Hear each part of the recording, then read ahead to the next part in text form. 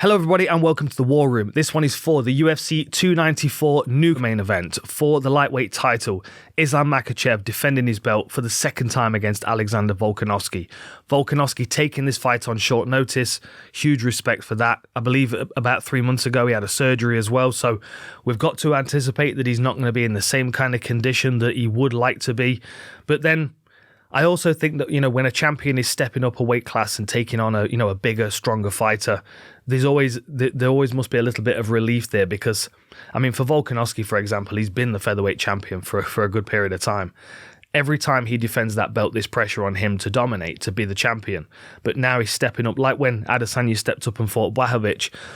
I imagine. Of course, I've not been in this situation, I'm only speculating, but I would imagine that there's a little bit of a relief that there's some pressure off. Like, I'm now not expected to dominate because I'm stepping up a weight class. So I feel like Volk stepping into this fight is going to be very much this is going to be a fun one. I'm going to see if I can do some things different to the last time. And he'll be looking back at the last fight and trying to see the moments where he was more successful than others, things that he did really well. Also areas where maybe he could have put his foot on the gas a bit more and had more of an effect in those rounds where it could have gone either way. I'm going to do a quick tail of the tape and then I'm going to get into it round by round. I've made a few notes here. So quick tail of the tape. So Makhachev, 24-1. 4 knockouts and 11 submissions, and a nice variety of submissions for Makhachev. 2 arm triangles, a triangle, an inverted triangle, 3 rear naked chokes, 3 arm bars, and a kimura. A nice spectrum of submissions, which makes sense because the integral part of mixed martial arts that determines whether the fight will be on the feet or on the ground is something that Makhachev excels in, right? He's very, very good in the wrestling exchanges, very good at chaining things together and then establishing control when it hits the floor. So it makes sense that he's got a good variety of submissions associated with that because he's able to control people and move around them. He sees areas where he can plug submissions in, like his kimura that we saw was the first time we've seen a kimura in his game. Don't be surprised if we see other things in his game, other submission attempts, because when you have that level of control in the grappling range, it's easy to find someone that's really good at a high elbow guillotine and go, teach me that, and then you immediately know where to plug it into your game. So I'm looking for surprises in Makhachev's grappling skills. I think he's always going to be developing there. For Volkanovski, there were certain things that he did well in that last fight. I was doing tail of the tape, wasn't I? I'm jumping. Hang on. Volkanovski, tail of the tape, 26-2, 13 knockouts on Volkanovski's record, 3 submissions. So you can see that the records are swayed in finishing capacity in one direction and the other. Makhachev, more submissions considerably than knockouts. Volkanovski, considerably more knockouts than submissions. But I will say, going back to Makhachev, that his striking ability, his striking skills have definitely improved throughout his career. And I do feel like, as well as seeing more submissions being added to his arsenal, I do think we're going to start seeing some more stoppages with strikes, especially as his confidence grows in that range. For Volkanovski, 13 knockouts, 50% finishing rate with his striking. Very fast hands, great at moving through range and swarming people, and I think that's even more transferable into this weight class, which is maybe something that he's going to utilize a bit more in this fight. He might not be in the same kind of condition that he was in the last fight, but he's got the lessons from the last fight. So the energy that he does have, he can expend in a more economical and directed way. 3 submissions on Volkanovski's record, guillotine, triangle, and rear naked choke, all before his UFC career. Certainly not in this fight, I don't expect to see many submissions coming from Volk. From the very beginning of his UFC career, Volkanovski's style was to wedge you into that corner where the fence meets the canvas and not hold you down, but pin you down with weight. Like, he's very good at floating over people and distributing his weight, but not really engaging in a grappling match. It's like he's realised that because he's got the punching power that he needs to stop people, he might as well utilise his grappling for control to strike. So although, we may see a new lease of life in his career at some point and we might see him start pulling some submissions out, I don't think it's going to be this fight. If we see submission attempts from Volkanovski, it might be because there's no other way to start a scramble than to attack a guillotine or to throw up a triangle or an armbar. Most of the time, those attempts are going to have a problem solved already by Makhachev because he's been in that situation so many times.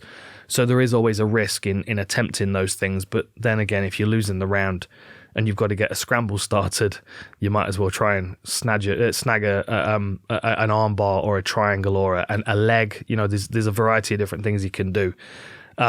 Of course, the danger is always in those scrambles is giving you back. And that was something that Volk, although I guess he won the moral victory in not getting submitted in those positions, and he kind of played up to the crowd and, you know, was laughing and looking at the cameras and striking Makhachev, and, you know, there was talk there as well. Like he made those moments playful, but we can't forget that Makhachev was on his back with a body triangle locked in for a good portion of it. And they're the kind of things where Makhachev's going to go back to training after that fight, and his team and his coaches are going to go, okay, in this situation, do this. So he's not going to allow Volkanovski to sit in those positions this time around. I would imagine again that Makhachev will have an advancing solution for that position, because that's the way that these guys in this team solve problems. They take it back to the gym, they bolster it, and then they come back and they prove that evolution. So this is definitely going to be a much more difficult version of Makhachev. But then does it change the fact that he's been preparing for a different opponent? I don't know. I don't think so. I think Makhachev knows what he does well, and I think he applies his skill set to the problem in front of him. And I think that because he has such a diverse skill set, he's got that adaptability in his game. For me, it's Volkanovski that's got to win the moments in this fight, and he's got to win them bigger than he did in the last rounds. So let's just quick go through this. Did I finish tail of the tape, Jamie? I didn't do all the stats bit, did I? So strikes landed per minute, a considerable advantage for Volkanovski, 6.25 compared to 2.35 for Makhachev. Slightly higher striking accuracy, better striking defense for Makhachev. The grappling stats, of course, all lean towards Makhachev, as you would imagine. Triple takedowns on, well, not quite triple, but a decent amount more takedowns. Good takedown accuracy compared to Volkanovski, 90% takedown defense, and a higher submission average, as we've already discussed. Okay, let's get into the fight. So the first round's always, for me, the most interesting round, I feel, because it's when the fighters are their freshest. It's when they step onto the canvas with a game plan. It's like, okay, I've trained for this, I've prepared this. This is what's going to work in this scenario. So they both step in with confidence, and they're like, right, I know the plan. And then in that first round, you've got fresh fighters that are well conditioned, that have got something they're trying to achieve. So I'm always really interested in those first opening exchanges, and how the first round can potentially sway back and forth as the fighters then see what's coming at them, realize the problems they're having with their own game plan, and then adapt as they move forward. So Volkanovski started off fairly well. He, as always, he's got good footwork and he's moving very well. And then he steps through something that he's very, very good at. It does get him in trouble at times, and I will get into that. But he stepped through, and as he stepped through, he landed a short left hand, like a straight left hand. And it hit Makhachev, and you could see Makhachev kind of stumble and fall back into the fence. Now, whether he was hurt or not, to me, that is the most significant shot of that round so far. So straight away, I go, right, okay, there's a mark on my scorecard. I'm leaning towards Volkanovski in this round. But then shortly after that, he tries the same thing again, stepping into range, and he gets caught with a cuffing forearm. And because he'd moved into range, he was within the range of the punch, so it didn't land on the knuckles. But the forearm lands, and you can see him go down on one knee, and then you can see him reeling a little bit. Then he's taken down, and Makhachev's got some control. So for me, the first round was quite obvious 10-9 for Makhachev. He didn't do enough to get a 10-8 for me, but it was a pretty solid round for him, just kind of based on the exchanges, the information that he got. I mean, what we got here. So total strikes 18-14 in favor of Makhachev, 1 of 1 takedown, 2 minutes of control. Neither of them got a knockdown scored in that round, which is interesting. Legitimate strike. It was a forearm. Yes, it might not have been the knuckles that connected, but for me, Makhachev was rocked by that. He went down on one knee, and that that is something that for me marks quite high on the scorecards, because someone that's been even moderately concussed has been damaged. They're susceptible to further damage in the fight because of that first strike. So that for me is an important strike that landed. For me, a solid first round for Makhachev. And I think, hang on, and all the judges scored it for Makhachev as well. So there gets variance when we get to the third round, which I'll get to. Now, the second round, there was a bit of a moment where you're like, hang on, what's happened here? And you can see Makhachev kind of stumble, but he finishes the takedown. The other thing that Makhachev did really well is he had great clinch work and knees. Something that Volkanovski has to be careful of, because there were two dangers for Volkanovski. No, sorry, let me correct myself. There were three dangers for Volkanovski when he was stepping through ranges.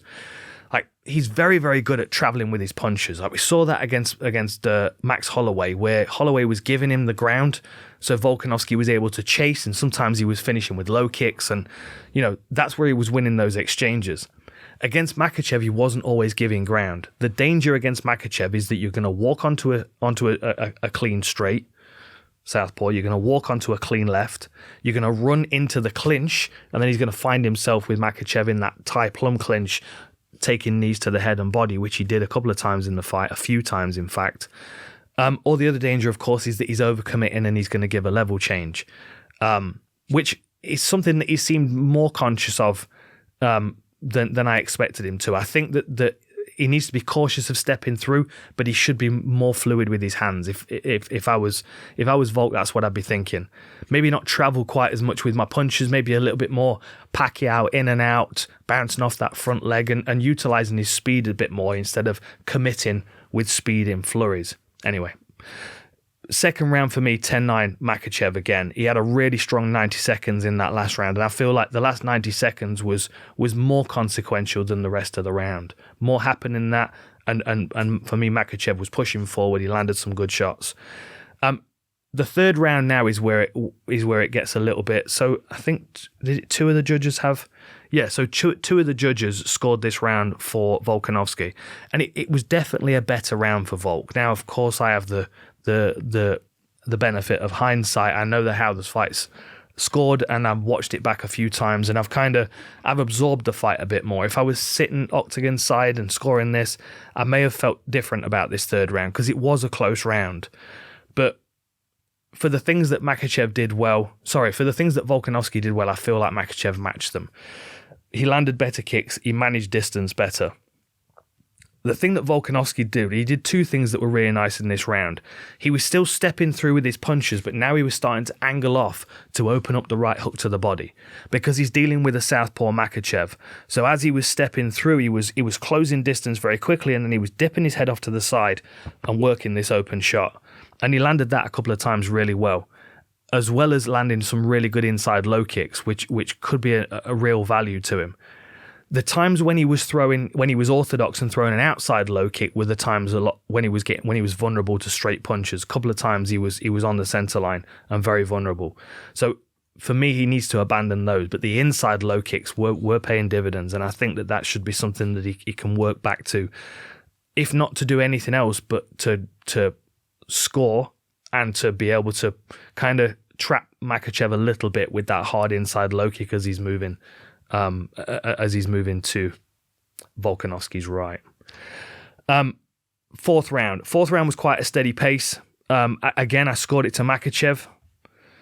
All three judges scored the fourth round to Makhachev. It was just, it was a more steady paced round. I feel like there were moments where Volk was.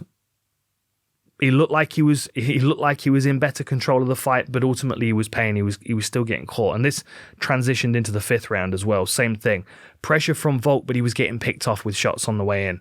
Like, Makhachev's very, very good at just being patient and seeing the opportunities. Like the times when Volkanovski was in front of him and just switched his stance, and Makhachev just popped him with that straight left. He's got to play more with the range this time around, and that is also why Volk would be benefited by kicking hard on that inside leg, because it will take some of Makhachev's movement away. It's a difficult kick to land, but if you can kind of wrap your foot around the back of the knee, it can be quite debilitating.